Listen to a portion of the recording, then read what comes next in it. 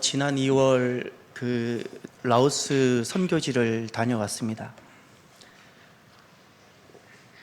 너무나 뜨겁게 사역하고 선교되고 있는 그 모습을 보고 크게 감동을 많이 받았습니다.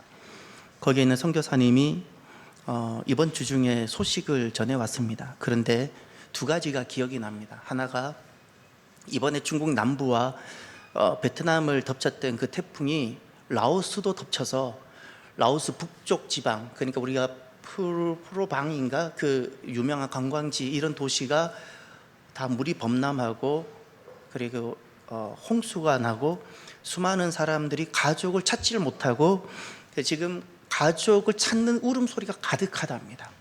라오스에서 남부에 해당되는 그 수도인 비엔티엔도 그 메콩강 범람 위기 때문에 군인들이 다 동원돼서 제방을 쌓고 있다고 합니다.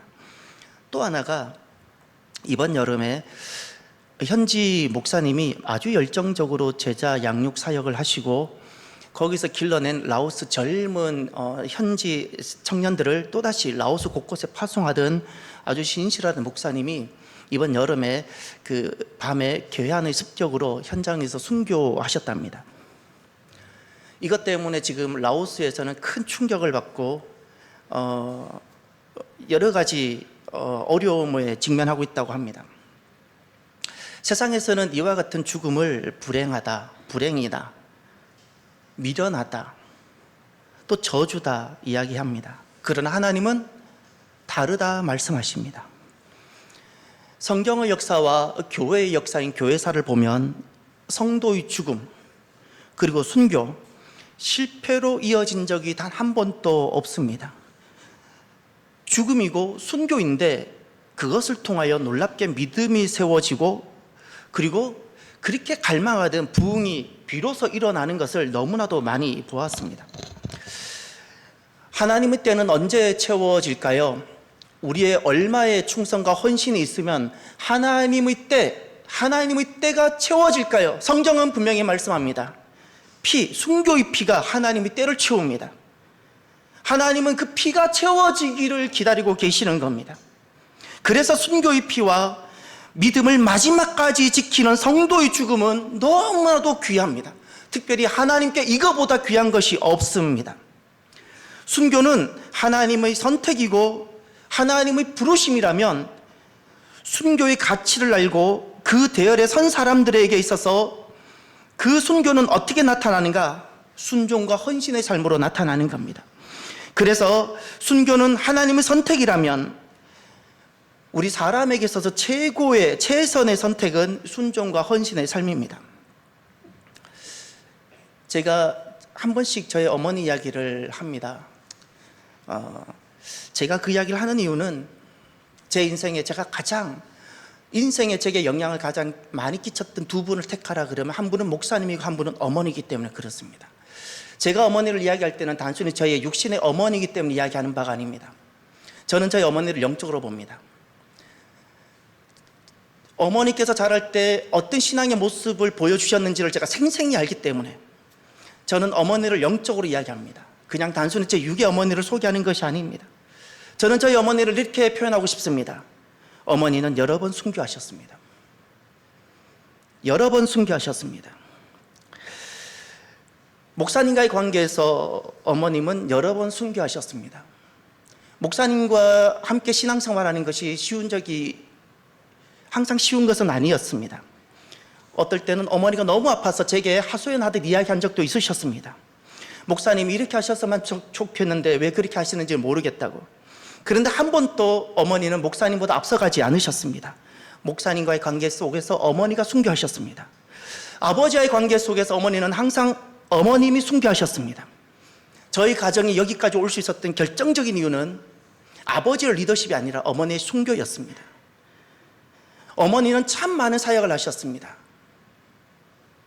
가장 역할을 하셔야 되기 때문에 일찍 삶의 현장 속에 계셨고 교회 속에서 새벽부터 저녁까지 수많은 사역을 하셔야 됐고 집에 오면 또 가정사역도 하셨습니다. 그 사역들을 너무나도 즐겁게 하는 것을 자원해서 내가 원하는 것처럼 하시는 것을 제가 보았습니다. 순교신앙으로 그 많은 사역을 하는 것을 눈으로 보았습니다. 어머니의 순교적 신앙으로 사셨던 그 모습이 순종과 헌신으로 이어졌고, 그리고 하나님께서는 그것을 어머니의 순교 신앙을 통해서 3대까지 복을 주고 갚아주고 계시는 것을 제가 체험하고 있습니다. 명절입니다. 무엇이 복일까요? 순교 신앙으로 사는 것이 복입니다. 순교 신앙으로 사는 것이 복입니다. 하나님이 갚아주십니다. 순교가 채워져야 하나님의 때가 이루어지는 겁니다. 여러 번 순교하는 여러분 되시길 바랍니다. 여러 번 순교해야 됩니다. 하나님의 때는 순교의 피로 채워지는 것입니다. 저는 이렇게 되었으면 좋겠습니다. 사랑하는 여러분의 성도들, 여러분의 가정과 집안이 하나님께서 계산해 줄 것이 있는 집안이 되시기를 바랍니다. 이번 추석 명절을 또 주일을 준비하면서 제게 가슴 뭉클한 눈물이 이렇게 났던 순간이 하나 있습니다. 돌아온 입양자분들의 이야기입니다. 6.25 이후에 우리나라는 17만 명이 넘는 어린 아기가 해외로 입양이 되었답니다. 이제는 이런 뉴스가 아니라 이제는 우리가 도로 입양해 오는, 버려진 어린아이들을 우리가 도로 입양해 오는 나라가 되었으면 좋겠습니다. 통계가 17만 명이지만 실제로 그렇지 않은 더 많은 사람이 있지 않겠습니까? 해외에 입양되는 경우들을 보면 가난해서, 아니면 미혼모이거나, 아니면 질병 등의 사연 등등으로 부모의 양육을 받지 못한 사람들이 해외 입양이 되었습니다. 그런데 지금 이 입양되었던 분들이 귀향이 본격화되고 있다고 합니다. 한국에 실제로 얼마나 많은 분들이 다시금 스스로 되돌아오셔서 한국인으로 국적을 취득하고 살아가고 계시는지 정확한 통계가 없다고 합니다. 그런데 이들을 섬기는 해외 입양인 연대라는 단체가 있습니다. 이 단체에서 계속해서 파악하고 있는데, 현재 이 단체의 기준으로 보면 최근에 매년 100명, 200명 초반대 입양 해외 들어오는 정착인들이 정착되고 있다가 금년 9월입니다. 9월 초. 아직 1년이 안 지났는데 320명까지 입양 정착이 되었습니다. 가파르게 상승하고 있습니다. 놀랍게도 이분들은 아직 한국말을 할 줄 못합니다. 태어나자마자 보통 다 미국으로 넘어갔기 때문에 영어를 합니다. 한국말을 할 줄 모릅니다. 한국 문화도 모릅니다. 그런데 이들은 왜 한국행을 택할까? 이런 질문을 가지고 기자들이 이번에 한국으로 돌아오셔서 한국에 정착하고 있는 입양인, 해외 입양인 20명을 인터뷰한 내용입니다. 그 중에 제가 세 분을 소개하고 싶습니다. 한 분은 날 때부터 몸에 문제가 있었습니다. 내성마비. 그래서 부모로부터 버림을 받았습니다. 그래서 86년 미국 한 백인 부부 집으로 입양이 됐습니다. 그런데 놀랍게도 안타깝게도 이 가정이 정상적인 가정이 아니었습니다. 이 어린 노지영 씨라는 사람을 굶기고 때리고 물고문하고 온갖 학대를 당했다고 합니다. 그리고 학교에서도 따돌림을 당하고 인종차별을 정상적인 사람도 당했을 텐데 몹시 당했다고 합니다. 성인이 되어서 스스로 그 가정을 떠났고 독립해서 30대 때부터는 한국을 다니면서 뿌리 찾기를 시작했다고 합니다. 미국에서 메건이라는 이름으로 받았지만 평생 자기 이름 같이 여겨진 적이 한 번도 없었답니다. 그런데 놀랍게도 그렇게 평생을 살면서 미국에서는 소속감이라는 것을 못 느꼈는데 한국에서는 그 소속감이 느껴지더라는 겁니다. 왜 돌아왔냐고요? 그렇게 밥을 먹고 그렇게 그 말을 하고 그 문화 속에 살아가도 소속감을 느낄 수 없었다는 겁니다. 그런데 한국말을 단 한마디 할 줄도 못하지만 한국에 오니까 소속감을 느끼게 되더라는 겁니다. 그리고 두 번째는 평범한 가정에서 잘 입양이 된 케이스입니다. 그런데 이분 또 몸에 조금 어려움이 있었습니다. 이분은 65년도 미국 한 백인 가정에 입양이 되었습니다. 양질의 그리고 사랑 가운데 잘 교육을 받아서 석사학위까지 마치고 미국에서 아주 좋은 기업을 회사를 다니고 임원까지 지냅니다.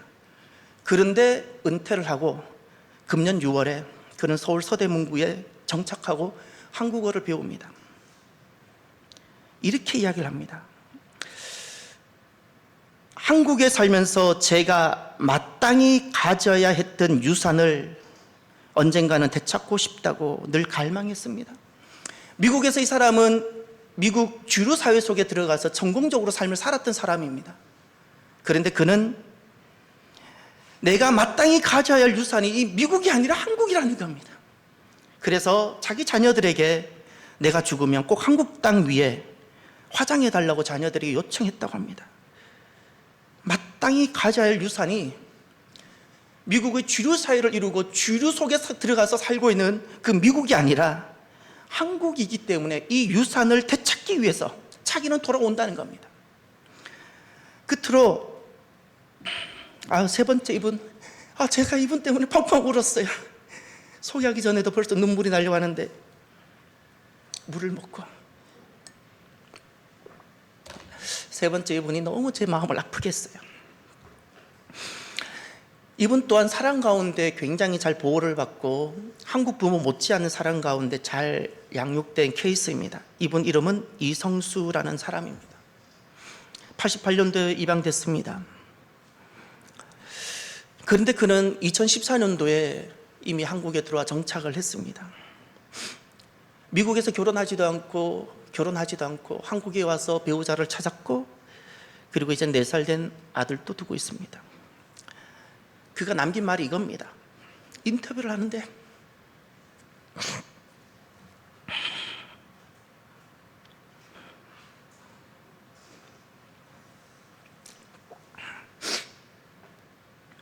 언젠가 한국인으로 다시 살 수 있다는 생각에 미국에서도 한국 이름을 계속 썼습니다. 입양된 미국은 제게는 여행지였을 뿐입니다. 여행에서 지치면 집으로 돌아가는 게 자연스러운 일 아니겠습니까? 이분에게는 왜 돌아왔냐는 인터뷰가 무색한 겁니다. 미국이 여행지라는 겁니다. 언젠가 한국인으로 다시 살 수 있다는 생각 때문에 미국에서도 한국 이름 이성수라는 이름으로 한국 이름으로 살았다는 겁니다. 지치면 언젠가 돌아갈 한국을 생각했다는 겁니다. 한국은 집이기 때문에 돌아가는 것이 너무 자연스러운 거라는 겁니다. 왜 내게 돌아왔냐고 묻지 말라는 겁니다.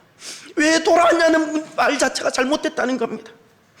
미국은 여행지고 집으로 돌아가는 것은 자연스러운 것이고 언젠가 나는 한국인으로 다시 살 수 있을 거라는 것과, 그래서 나는 한국인으로 다시 살 것이기 때문에 그 미국에서도 한국 이름으로 쓰고 살았다는 겁니다.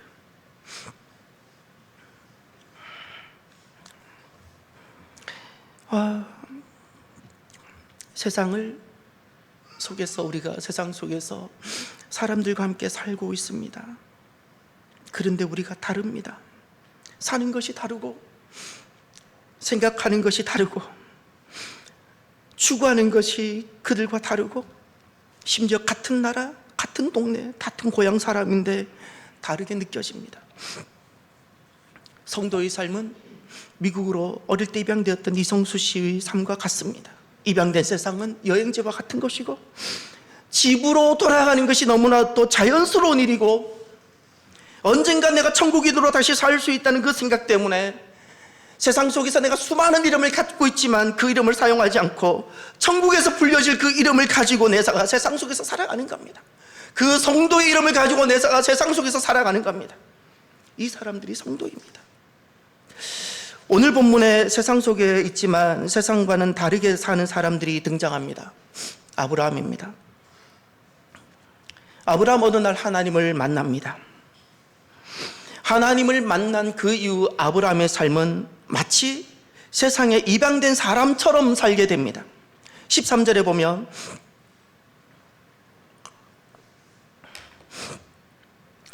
이 사람들은 다 믿음을 따라 죽었으며 약속을 받지 못하였으되 그들이 그것들을 멀리서 보고 환영하며 또 땅에서는 외국인과 나그네임을 증언하였으니 말씀합니다. 하나님을 만난 그 이후에 아브라함, 그는 세상 속에 살아가고 있지만 바라보게 된 것이 있었습니다. 세상 속에서 아버지 나라였습니다. 그것을 멀리서 보고 하나님이 약속하신 것을 이 세상에서 멀리서 보고 바라보고 그리고 그것을 환영하고 환영한다라는 것은 스스로 자기에게 설득해서 그것을 기꺼이 즐겁게 수용한다는 뜻입니다. 그리고 나그네임을 증언했다는 겁니다. 나는 세상에서 본토 친척 아비집이라 불리우는 이 세상을 나는 나그네, 나는 세상의 나그네입니다. 나는 세상을 여행하는 사람입니다. 14절에 가면 이렇게 말씀합니다. 그들이 이같이 말하는 것은 자기들이 본향 찾는 자임을 나타냅니다. 여기서 이 본향이라고 번역한 것은 그 나라입니다. 아버지 나라, 하나님 나라입니다. 모두 본향인, 실은 세상에서 본향은 본토 친척 아비집이 본향입니다. 세상은 모두 이 본토 친척 아비집을 찾습니다. 그런데 아브라함은 다름입니다. 세상을 찾지 않습니다. 본토 친척 아비집을 갈망하지 않습니다. 더 놀라운 것은 아브라함의 모습을 보면 15절에 그들이 나온 바 본향을 생각하였더라면 돌아갈 기회가 있었으려니와, 돌아갈 수 없었기 때문에 앞으로 간 것이 아닙니다. 얼마든지 아브라함은 다시 본토 친척 아비집으로 돌아갈 수 있었습니다. 그런데 아브라함은 다름이었습니다. 돌아가지 않았습니다. 돌아갈 수 있었지만 돌아가지 않았습니다. 못 돌아간 것이 아닙니다. 모두가 세상을 추구하고 세상 중심으로 세상인으로 살아가는데 하나님을 만나고 난 그 이후에 아브라함은 이제는 순교시나 죽으면 죽었지 본토 친척 아비 집으로 돌아가지 않습니다. 왜 그런가 16절을 보니까 이렇게 말씀합니다. 그들이 이제는 더 나은 본향을 사모하니 하늘에 있는 것이라. 이러므로 하나님이 그들의 하나님이라 일컬음 받으심을 부끄러워하지 아니하시고 그들을 위하여 한 성을 예비하셨느니라. 하나님을 만나고 나니 아브라함에게는 다름이 생겼습니다. 더 나은 것이 보였습니다. 하나님을 만나기 전에는 알지 못하고 보지 못했는데 하나님을 만나고 나니 더 나은 것을 알게 되고 더 나은 것을 보게 되었습니다. 하나님 나라입니다. 그래서 아브라함은 세상을 이방인처럼 살아갑니다. 언젠가 돌아갈 아버지 나라를 생각하며 스스로 세상의 나그네가 되어 고향으로 돌아가지 않기로 하나님 나라로 가기 위하여 세상의 나그네로 선포하며 천국인의 이름을 가지고 천국의 소속감을 가지고 세상에 있지만 세상과는 다름으로 그렇게 살아갑니다. 오늘 추석 명절입니다. 그런데 우리는 주일입니다. 많은 사람들은 명절로 지키고 보냅니다. 그래서 본토 친척 아비집을 향해 갑니다. 하나님의 백성들은 여기에 있든 어디에 있든 우리는 교회를 향해 갑니다. 하나님을 만나고 나면 아브라함처럼 우리도 세상 그리고 다름이 됩니다. 하나님을 만나기 전의 교회와 하나님을 만나고 난 후의 교회는 완전히 다릅니다. 하나님을 만나고 나면 그 후 세상에 있는 교회에 대해서 세 가지가 다름이 됩니다. 첫 번째, 교회는 천국의 그림자가 됩니다. 실체가 있기 때문에 발생하는 것이 그림자입니다. 천국은 실체입니다. 교회는 그 실체가 있기 때문에 이 땅에 있는 그림자와 같은 겁니다. 그림자는 형체만 있고 흐릿하고 완전하지 않습니다.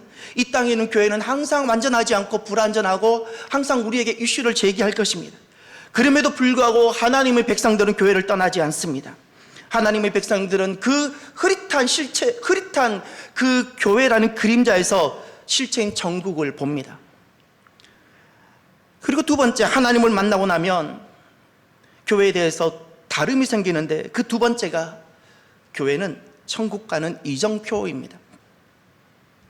하나님을 만나기 전에는 세상이 중요했습니다. 하나님을 만나고 나면 세상이 여행지가 됩니다.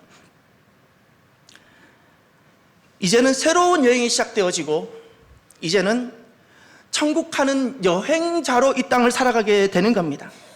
교회는 천국 가는 길의 등산로의 이정표와 같은 겁니다. 천국 가는 길을 내가 가야 되는데 그 길에 들어선 사람들이 이정표로 만나는 곳이 교회인 겁니다. 그리고 세 번째, 하나님을 만나고 나면 교회에 대해서 다름이 생깁니다. 그 세 번째가 교회는 성도의 고향입니다. 고향은 소속감을 가진 사람들이 찾는 곳입니다. 이번 명절에도 명절이 길어서 많은 사람들이 더 많이 아마 움직였을 거라고 예측됩니다. 왜 갑니까? 그 먼 거리를. 차가 막히는데 왜 갑니까? 소속감. 내가 그곳에 가야 소속을 확인하니까. 나의 뿌리니까. 하나님을 만나고 나면 성도의 소속감은 세상과는 다르게 됩니다. 세상하고 생각하는 바가 다르게 됩니다. 세상이 추구하는 목적과 하나님을 만나고 난 사람들의 목적이 다르게 됩니다. 세상에서 귀하다 여기는 가치와 하나님을 만나고 난 사람들의 가치가 다르게 됩니다.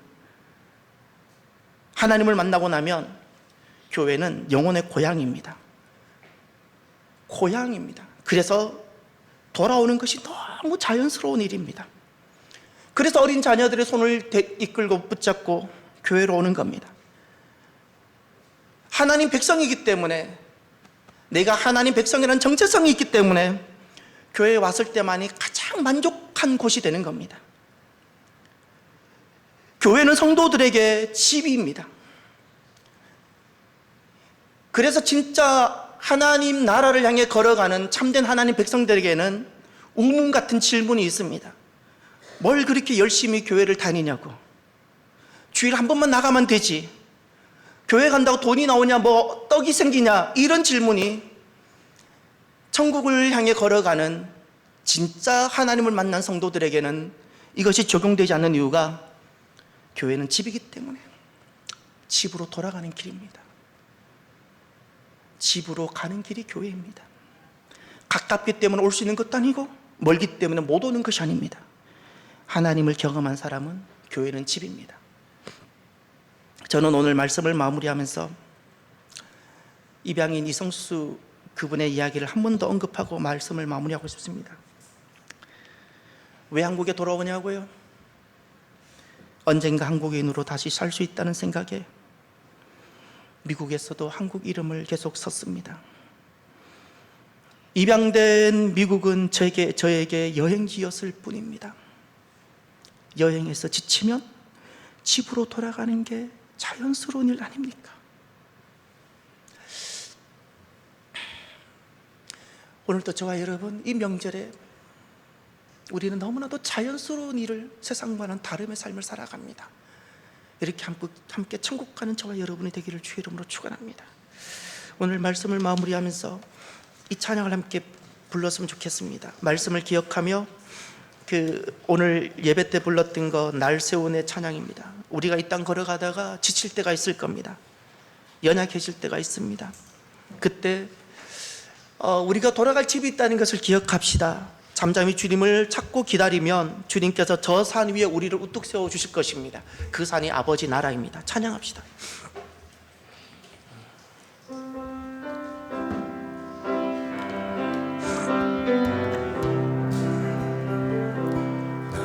지치고 내 영혼 연약할 때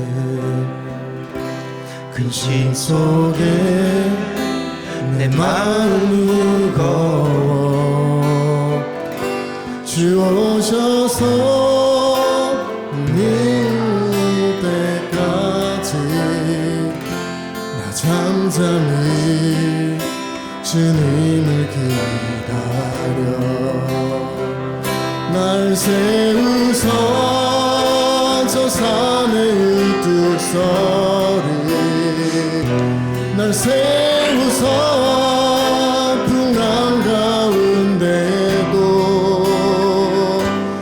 함께 하심 나 강하게 하네 날 세우사 모든 것 할 수 1절만 한 번 더 부릅니다.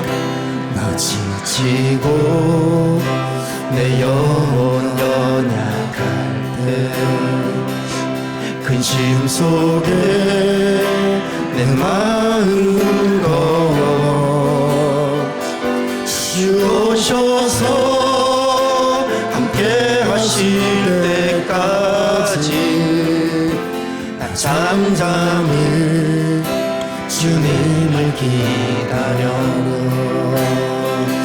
날 세우서 저 세우소서 날 세우소 풍랑 가운데도 함께 하심 나강하게 하네 날 세우사 모든 것 할 수 있네 날 세우사 저 산의 우등소리